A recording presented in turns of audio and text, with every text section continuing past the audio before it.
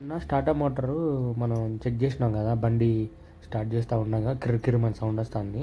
సరే starter motor ఏమైనా problem ఉందేమో ఒకసారి క్రాస్ చెకింగ్ చేసుకుందాం అని చెప్పేసి బ్యాటరీ టెర్మినల్స్ అయితే తీసేస్తున్నాను అనమాట.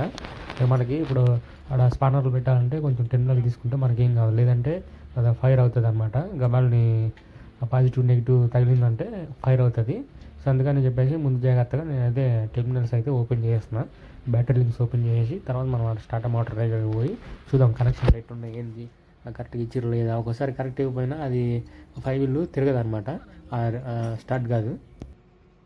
స్టార్టర్ మోటార్ దగ్గరికి వచ్చిన ఫస్ట్ స్టార్టర్ మోటార్ చెక్ చేసుకుందాం అని చెప్పేసి స్టార్టర్ మోటార్ దగ్గరికి వచ్చిన.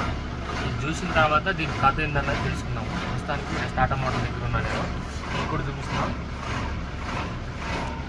సరిగ్గా కనబడతలేదు అయితే బాగానే ఉందన్నమాట.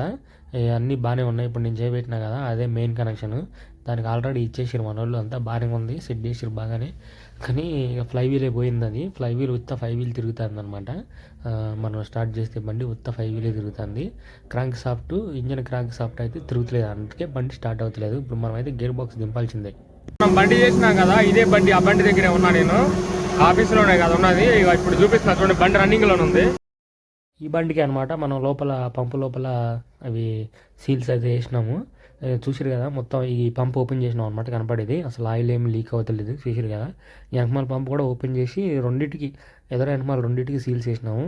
ఇప్పుడైతే ఈయన మనోడు గ్రైండర్ సేమ్ బండి నుండి గ్రైండర్ అయితే యూజ్ చేస్తాడు. అంటే పవర్ మంచిగానే సప్లై అవుతుంది, హైడ్రాలిక్ ఓకే, అంతా ఓకే అయిపోయింది, లీక్లు ఏం లేవు ఇక.